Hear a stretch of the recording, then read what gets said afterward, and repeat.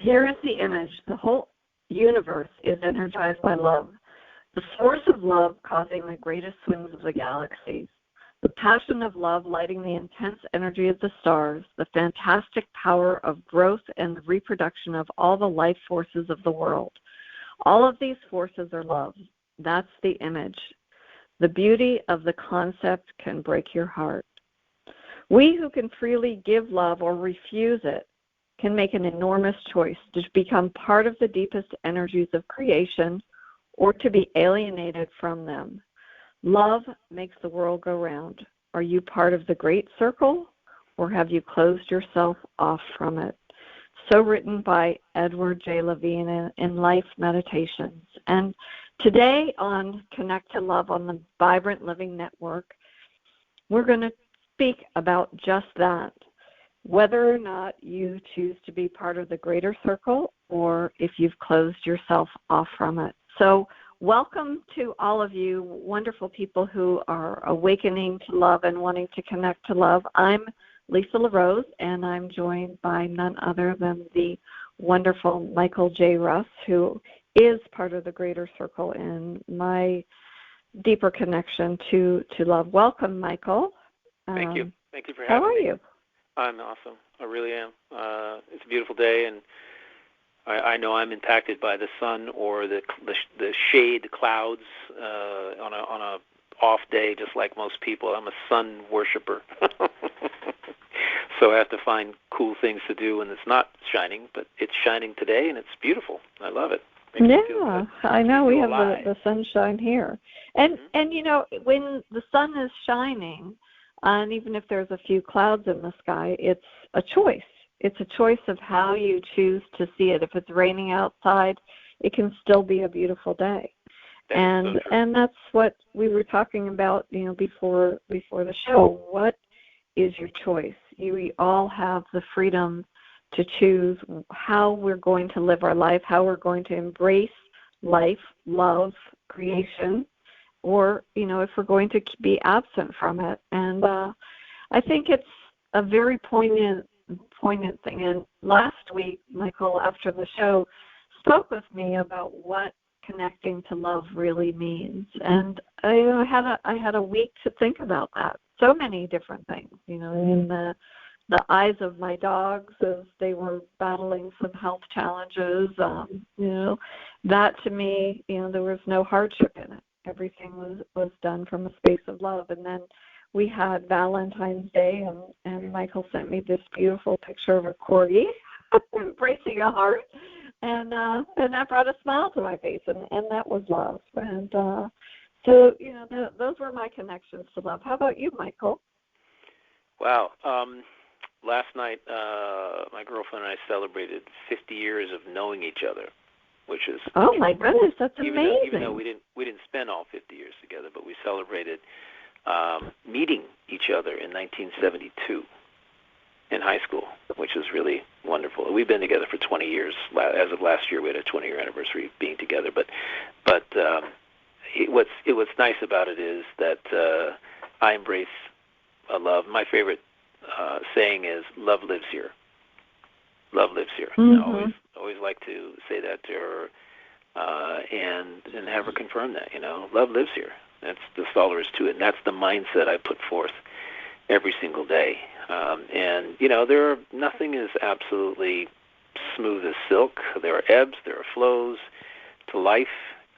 However, the choice I make every day, and what I encourage our listeners to make every day, is to embrace love over every other negative emotion as is one of the very high frequencies, vibrational frequencies that we can operate from, that we can generate within us and put out into the world.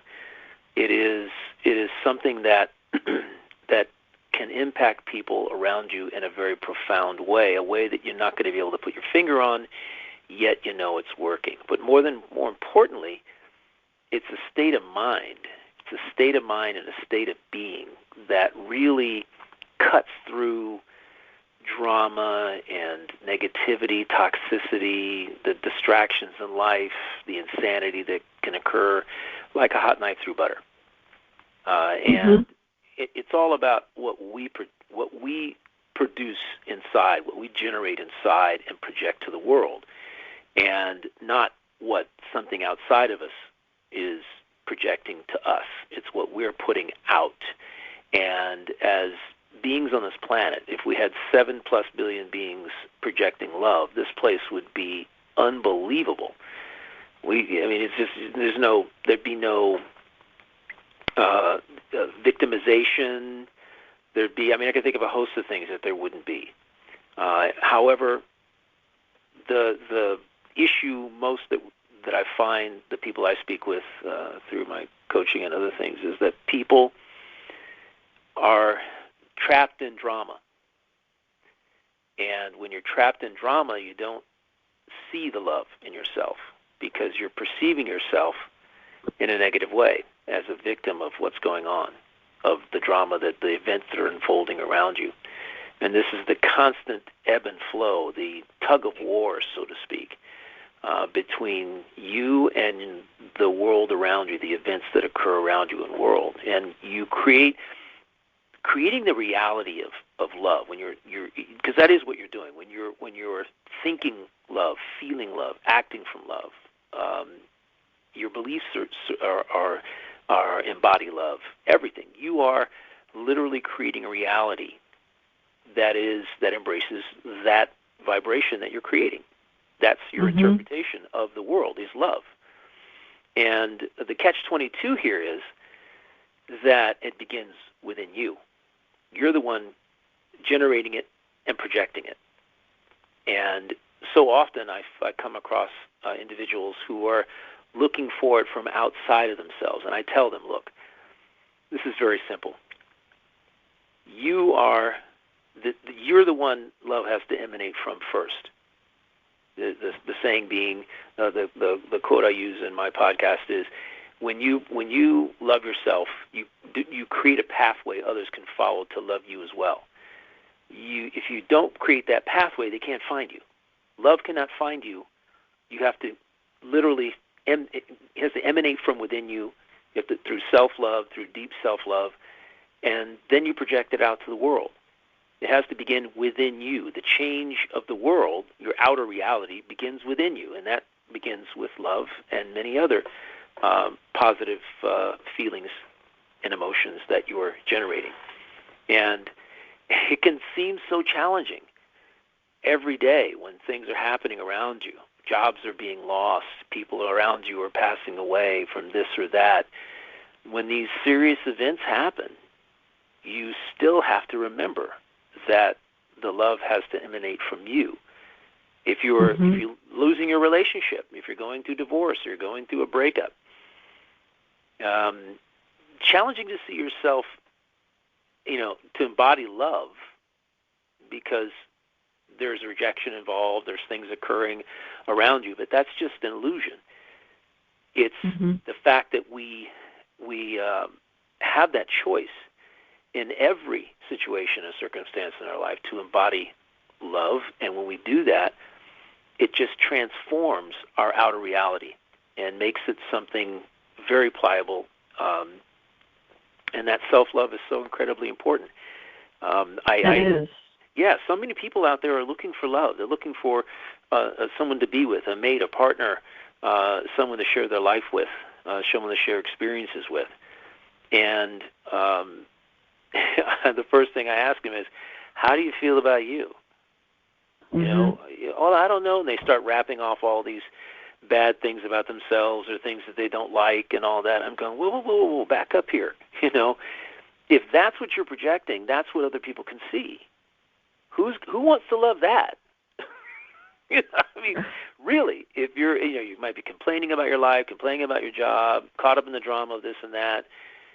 Not only does nobody want to listen to that, because everybody's got things going on, you want them to be attracted to the essence of who you are, and that's why you have to be very careful about the vibrational frequencies that you are generating, because you are a mirror. You're attracting like for like. That's why it's important to generate love and to project love as a result of the love you're generating within you, the love you feel for yourself. And it's beautiful when you do. And you can tell when you come across somebody who's loving themselves. One of my early books from childhood, which I still have, and it's very dog-eared and well-read, and I've given many copies away, and it's, very near and dear to my heart, was the book Love by Leo Buscaglia. I don't know, Michael, did you ever read that book? Yeah. Oh my gosh, and he said, life is an uncharted territory. It reveals one story, one moment at a time.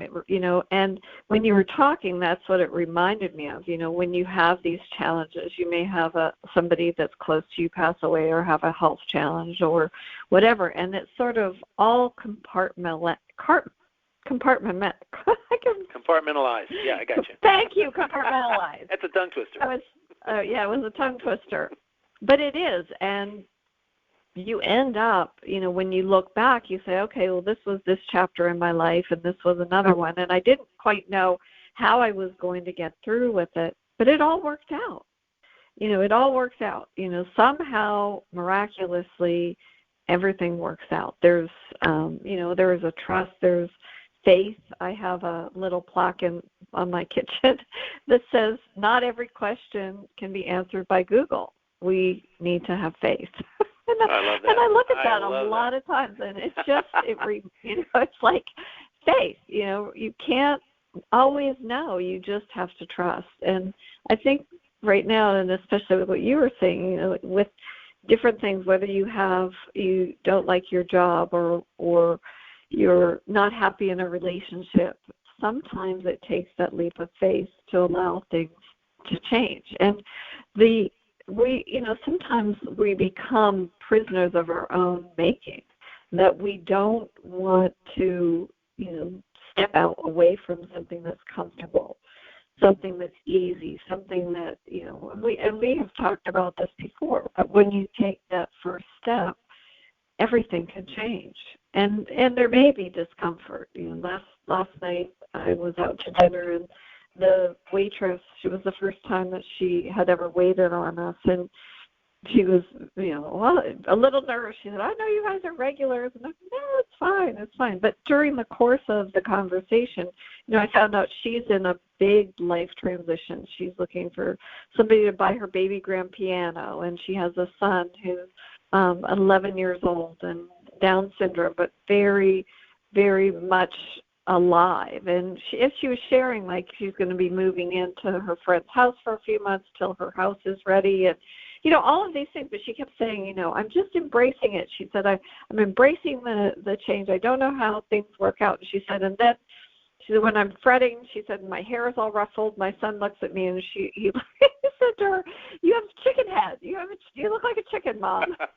I thought exactly that, right? That's a child's perspective. And you running around like a chicken with your head cut off. And so and then she just laughed, and she said, I guess, and then you're the rooster. I'm a chicken head. But it was very refreshing to speak with somebody who was facing a lot of uncertainty, and clearly I didn't get into the whole semantics of what was going on with her, but just seeing her joy, and she was really welcoming the journey, and she knew that at the end, she was getting rid of things that, she remembered purchasing that were maybe fun, and some things were going into storage. She said, maybe I'll just open up a store and sell my stuff out of the storage unit. And I thought, you never know, and you don't know what door that's going to open. But I really appreciated her openness to whatever was meant to unfold. I love it. And that is a good reminder that it's all about this. It's a perfect story for the concept of creating your own reality. The way that she perceived the change in her life created the reality that she experienced. And in this particular case, it was a very positive perception of her situation.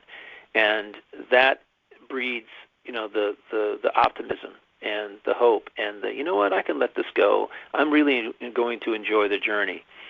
And the antithesis of that, of course, is to fear it, or to be apprehensive, to be doubtful about whether you're making the right moves or not in your life.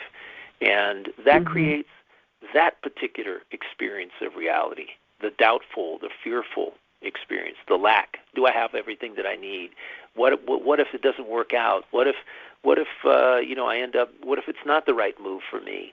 All these questions like that create that reality that you experience, because again, life will mirror what you're thinking and what vibration you're sending out.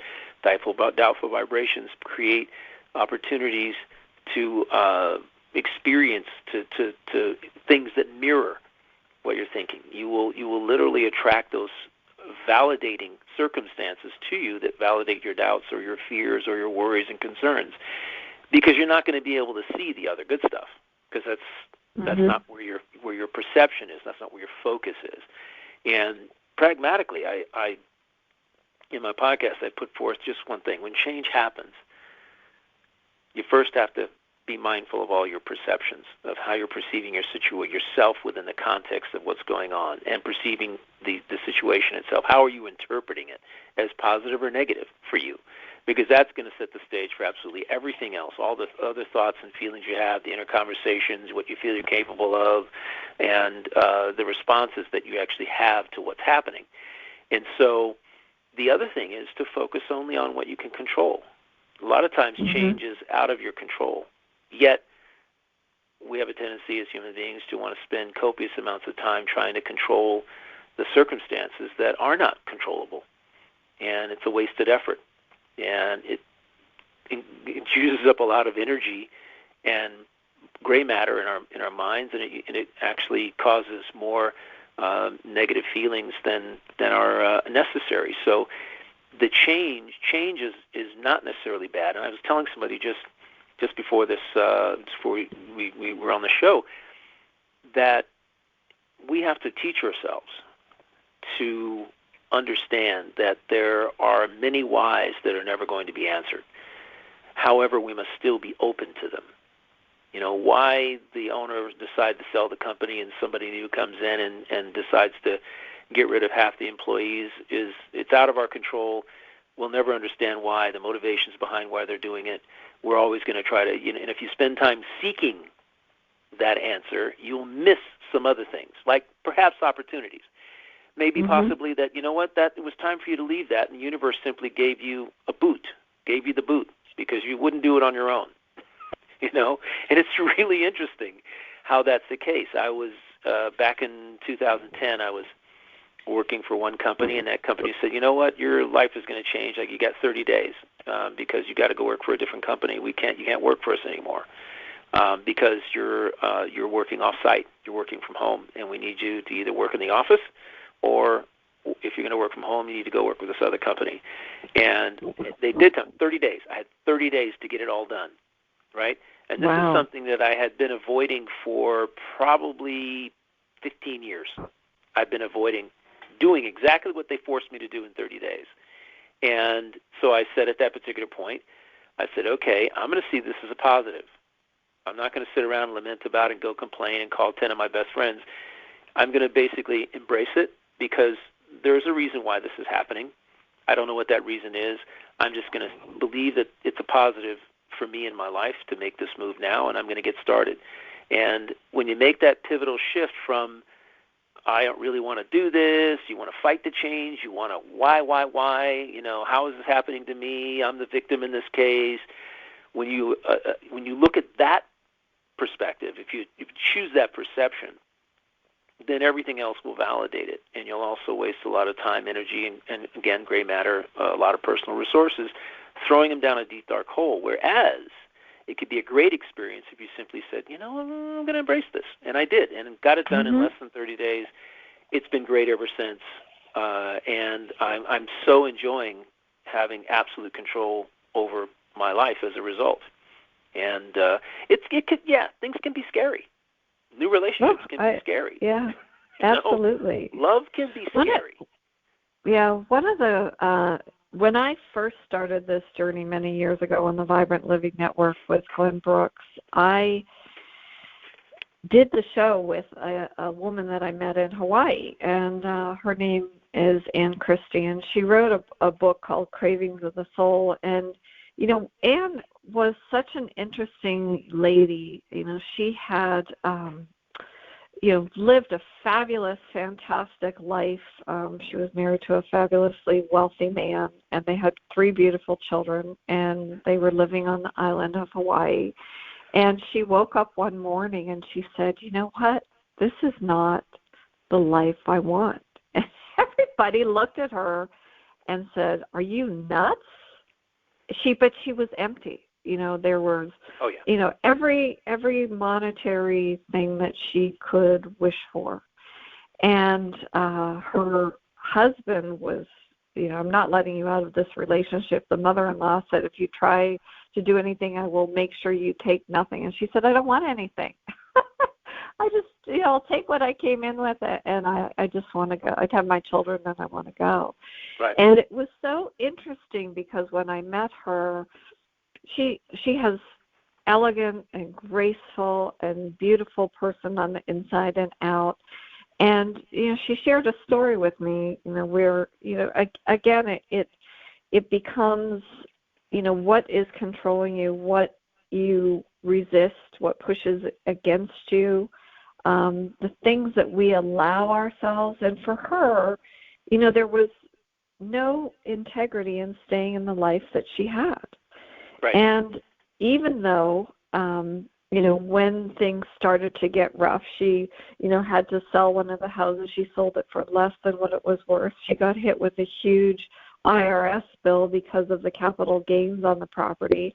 And then her, she's like, well, I just need $10,000 to get through this little bit. And she didn't know how she was going to get it. And then her house was robbed. And they took $60,000 worth of jewelry and the possessions, the only quote-unquote security she had left. And, she contacted the insurance agency, and they said, well, you haven't paid your homeowner's insurance premium. And so she just thought, okay, I'm not going to get this. But to her surprise, when she finally let go of all her attachments to what she thought, was her security, she got a check from the insurance company for $10,000, the exact amount that she needed. And, that story, I always think about that. I think about, how as a single mom, she raised 3 magnificent children, how she was creative, she wrote, she still blogs, we, partly because she was going a different direction and no longer could be part of the Vibrant Living Network. But, I continued, but it was through her, the 2 of us decided to embark on this journey. And I think for anybody that's listening in the audience, you never know. I mean, we have points and pivot points in our lives where we have an opportunity to embrace freedom. It's never easy when we make those choices, but I think the message that you so encourage people, Michael, is to really trust and to love themselves enough, to have the integrity enough to stand to what their own inner truth is. And I so admire you for that. So many of the people that you try to encourage to do that. Well, thank you. I know that you do the same thing. I mean, if somebody came to you, that's exactly what you would tell them. That's just, you live from that basis of integrity, that foundation of integrity, where to you it would seem to me that it would come very naturally to encourage someone to trust in themselves and embrace themselves. I mean, we've done a lot of inner work. There's a lot of people out there who are just beginning to do that work, and it can be scary. And if anyone in the audience is experiencing this kind of thing, the wisdom I can give you from experience is to trust yourself and be on the lookout for the opportunities, the environmental evolutionary catalysts. I know I'm going to get this right. Evolutionary catalysts, as I call them. When change is thrust upon you, I encourage people to embrace the term evolutionary catalyst. What kind of evolutionary catalyst is this for me? Personal right. evolution. For you, that 30 days was that evolutionary catalyst. Yeah, that's them calling me. Yeah. It's almost like the universe saying, put up or shut up, Michael. Guess what? The event itself. This every is what event, you want, right? Every event that you have is an evolutionary catalyst. If your significant other tells you, hey, I don't want to work on that job anymore, and it's paying good money, and you're enjoying your life, and you're all comfortable, however, there's no spiritual growth because from what you're doing, because you're sitting back in a very comfortable state, and you're supposed to be growing as a person, evolving, the universe will find a way to prod you to get back on track, because as somebody said the other day, something very profound. I don't know where I heard this. Life is about soul progression. Life is about soul progression.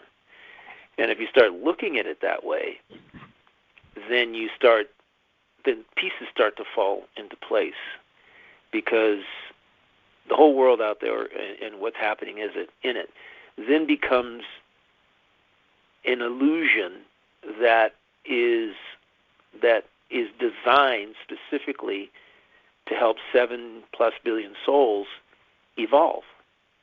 I go crazy thinking about this stuff because it gets to be kind of big, and it's how I put pieces together. It absolutely, it's huge. It is, and I think right now, if you listen to any thought leaders in spirituality, or even, I don't even think it is even just spirituality, but there's a time, you can almost feel it in the air. There's a change on the horizon. Some people call it ascension. Some people refer to it, as a quantum shift.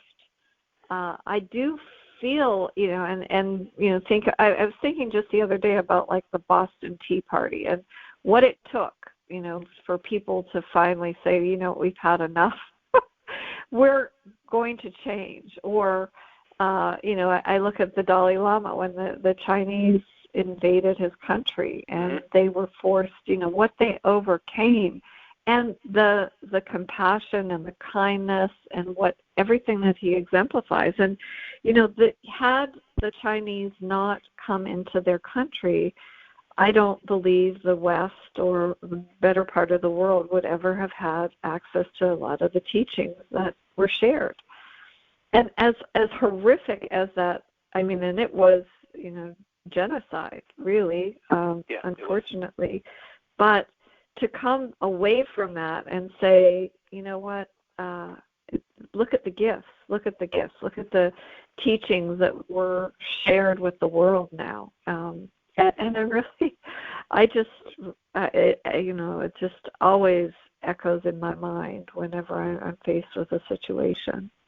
It's true. Kindness and compassion. Buddhist teachings are extremely profound and very basic and very simple and thought-provoking, and they can take your life to a whole new level, because again, you have shifted you've pivoted your thinking. You've adopted a different perception of yourself and life, a different interpretation of yourself and your life, and that will always change everything around you. Suddenly, you'll see things differently.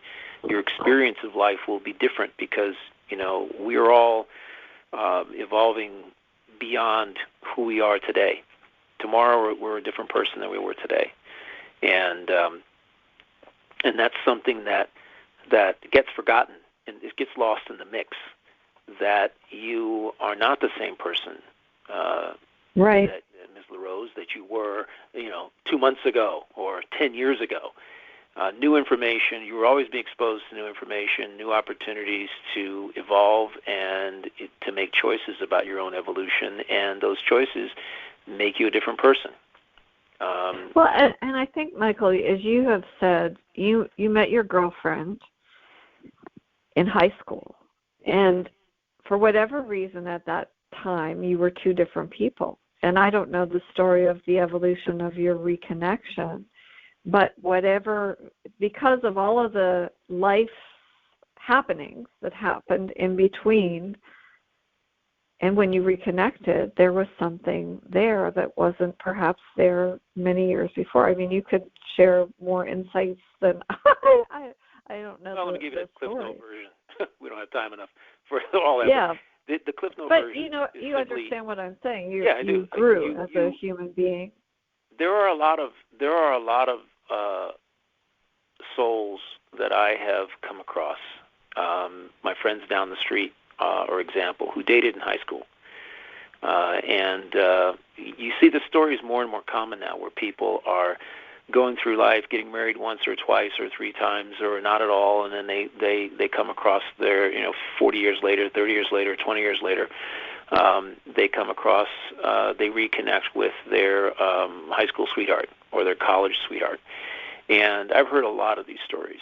And my theory of it is quite simple, that, we, in my view, relationships are a platform for our own evolution, for learning. And I have a sense as to why I reconnected with, why I had 2 marriages and 2 divorces and all the other relationships in between, and how those have helped me prepare myself for the relationship that I'm in, and how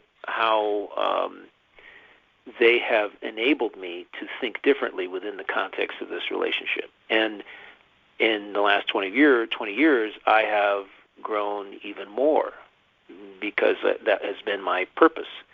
I see this relationship as an opportunity to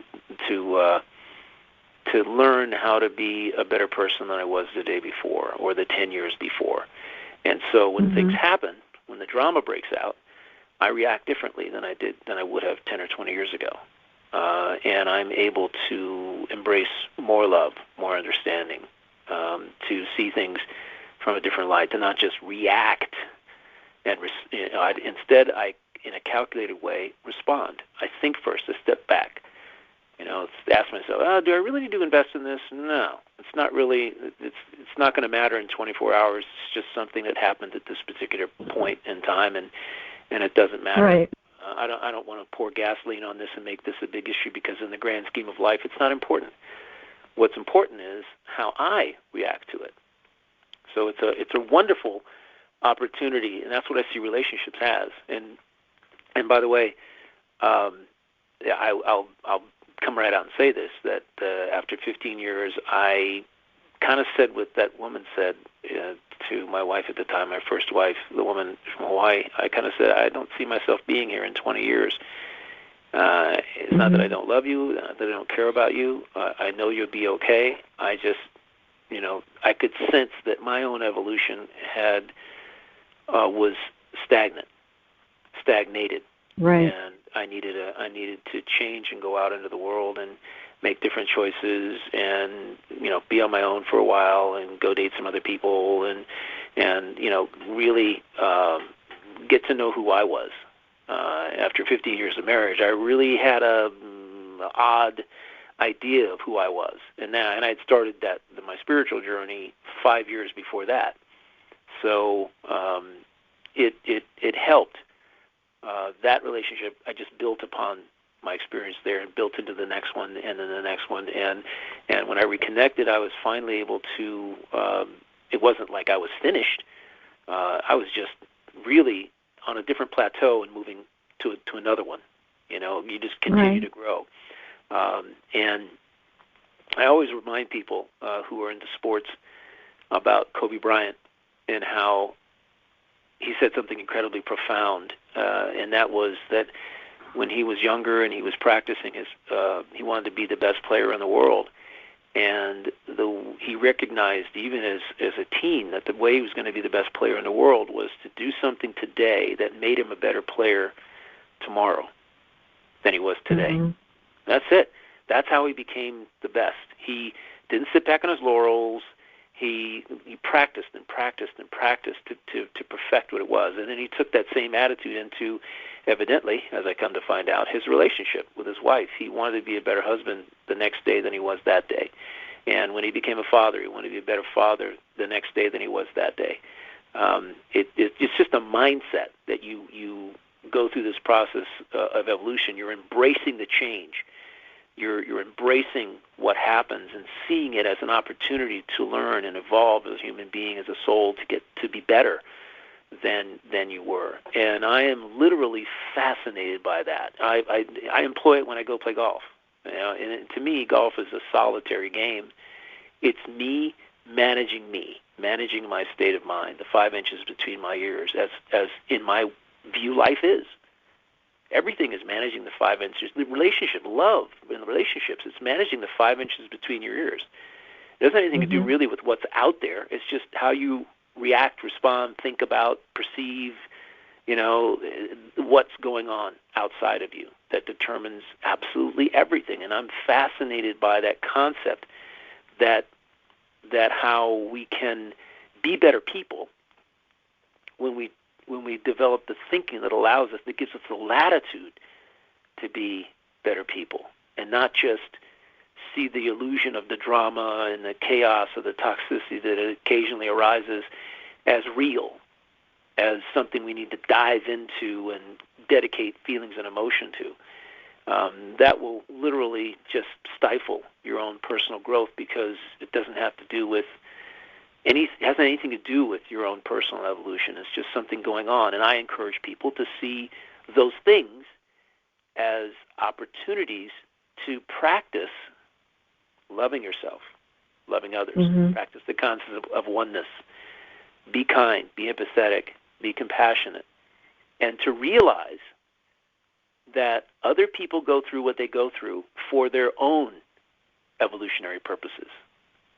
Absolutely, 100%. I couldn't agree with you more. Yeah, you can't. Yeah, it's the hardest thing for people to do. I mean, it's like in this world we develop this attitude of oh, that's so bad. Why did that have to happen? And we get all emotionally involved in it. Nothing wrong with expressing some love and some sympathy and, again, compassion and empathy for other people.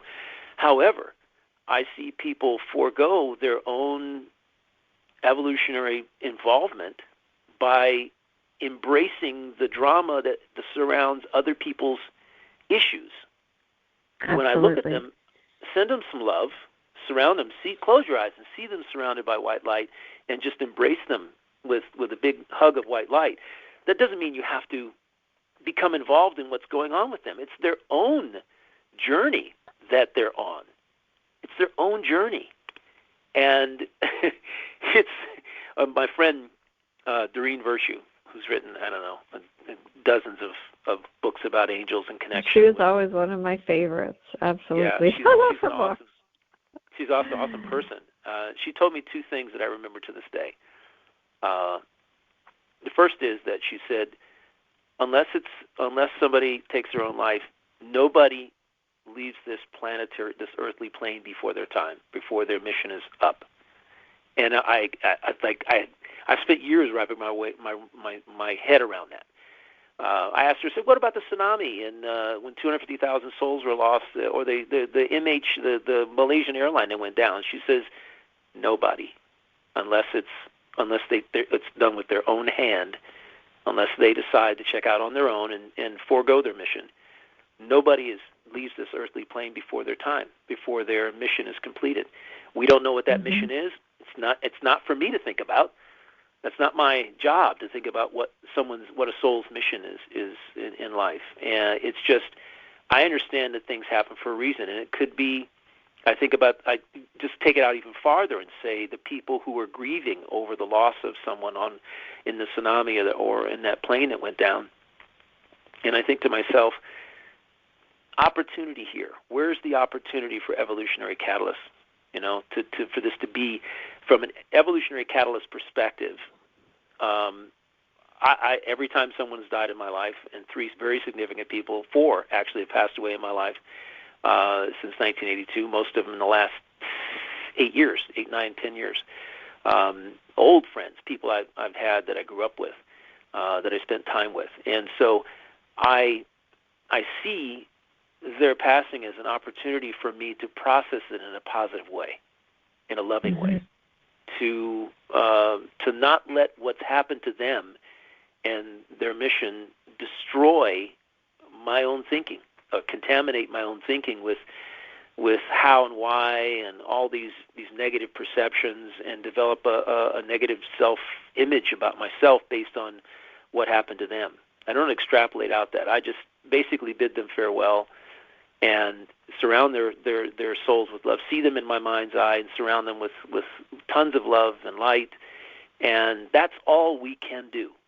It's not for us to, my job isn't to go back and, I'm not the investigator on the Malaysian airline flight. That's their job. That's what they've chosen. These people whose job it is to go figure out the how and the why, they do that. That's what they do, because that's why they're here.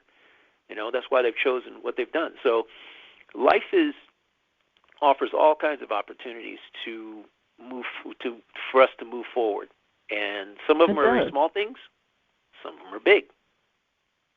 So that's just an interesting perception. A lot to take in, a lot to unpack. Well, however, as you were speaking, Michael, I have a similar, I guess, message that it keeps coming over and over and over again, from a lot of different people, is that each soul on the planet right now has chosen to be here at this time. Right. And that we each have an integral part in this puzzle, this beautiful tapestry called life. And not one of us is less important or, more important than the other, or less valuable, I guess is what the word is. Yeah. So, and when I was growing up, there was a saying called bloom where you are planted. And I saw a beautiful image of something like that the other day. And it was of these kindergarten children who did an experiment, and they took seeds packets and they put the seeds in the cracks in the sidewalk all along the street, and just to see what would happen. And all of these beautiful flowers grew up out of the cracks in the sidewalk. And I thought, what a beautiful metaphor for really truly blooming where you're a planet. And how, even though we may seem like we've fallen through the cracks of life, it's our choice. Do we remain dormant, or do we shine? Do we bloom? Do we use our gifts that we were given when we came down here? We came with these gifts. Do we want to share them with the world, or do we choose to keep ourselves closed from it? Going back to the quote from that book in the beginning. Are you going to be part of the greater circle, or have you closed yourself off from it? I love that.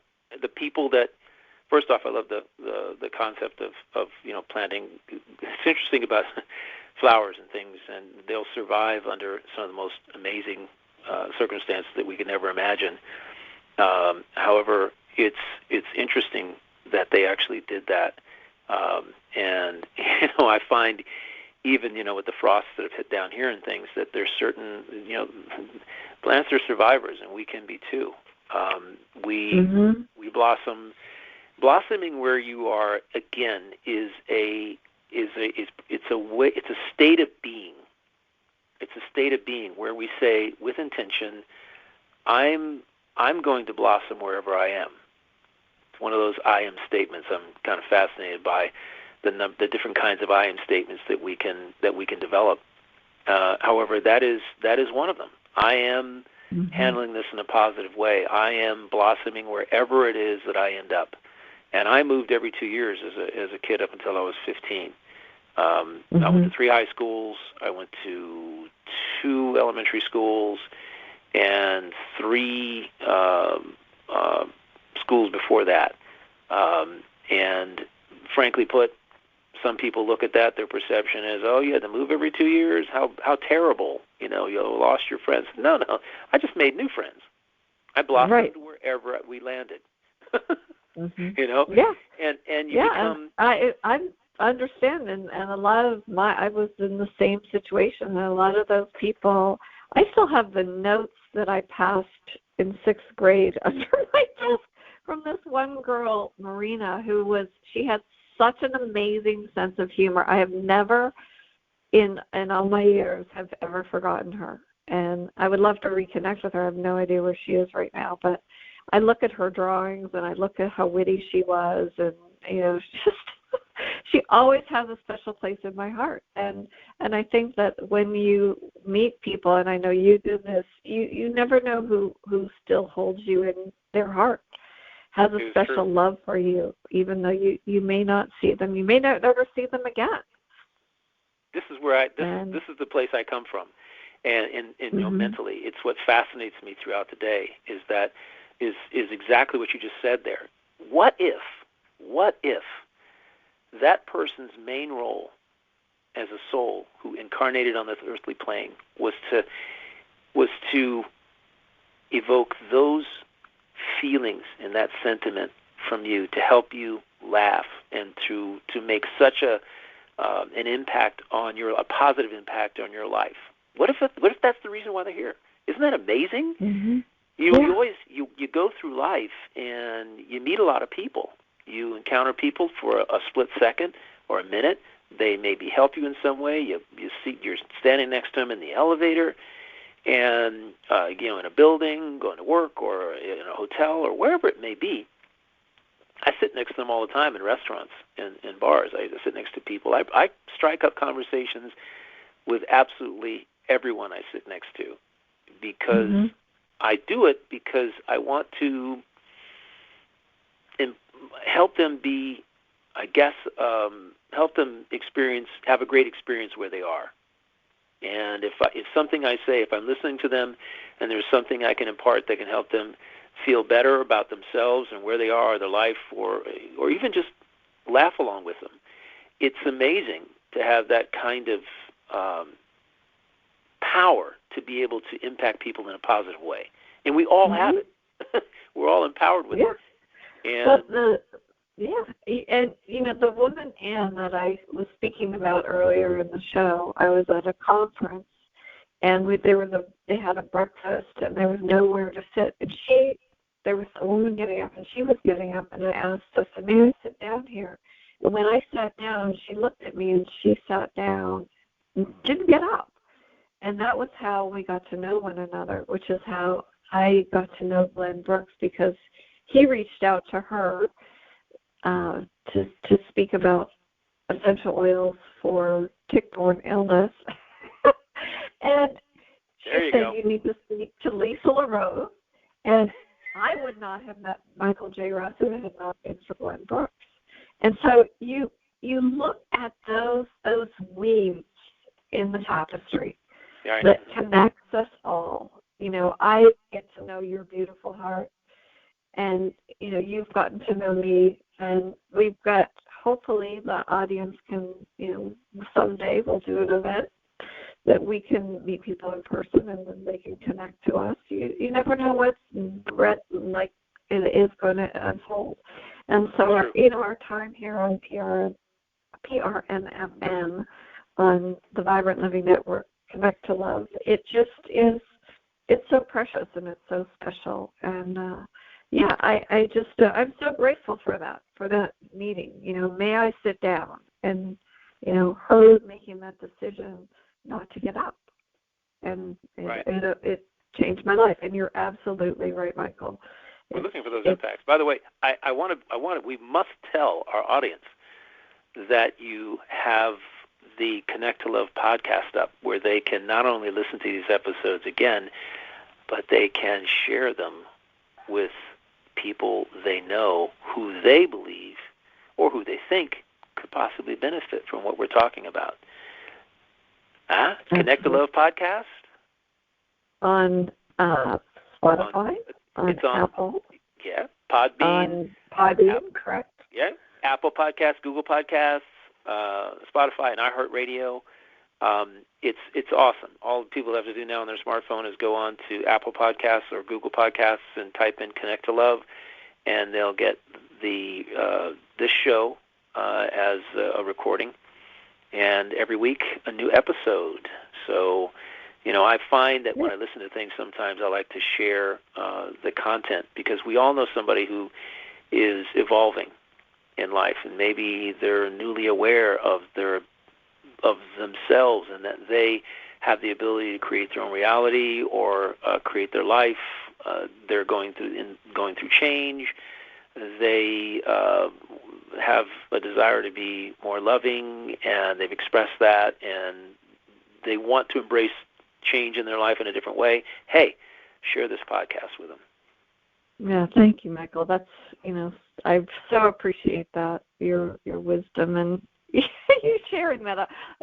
Sometimes I get caught up in our conversation and my mind just, I think about all of the things that inspire me for the next conversation. And, before I know it, our hour together is almost up, and I think, oh my gosh, well, we still have all of these other things still to share. And I hope that everybody does know that you are special, you are divine, you have so many gifts to share with the world, and we encourage you to shine your light, bloom where you're planted, and really, make a difference for yourself and the world. I mean, truly, truly, truly, you are so important and such an integral part to making a difference in this world. And, I'm so grateful for you, Michael. And I would love for you to close out the show today with some... I will. Nothing like sitting pressure, here thinking about right? this. I thought you might do this, but it just because of the conversations I've had today with some other people, having faith in yourself and your ability to be love, express love is so important. You've got to have faith in yourself. You've got to trust yourself. Trust that you're making the right moves, that you're in the right place, and sometimes for reasons that you don't even know right now. And I encourage you to be on the lookout for the reason why you are where you are, why you're in the relationship that you're in, why you're at the job that you're at, why you're in the place at any given time in this reality, this journey that you're taking, and to think, feel, and be love in every moment. Try it. It's an amazing way to live. And so it is. Thank you. And look forward to our next adventure together. And, thank you for being part of our circle. And, Michael, thank you so much for thank you. all Thank the our gifts listeners. that I you really share. appreciate everybody who's listening around the world. We'll see you on the Connect to Love podcast, and we'll see you on the Life Moves podcast. There's Absolutely. wonderful things happening out there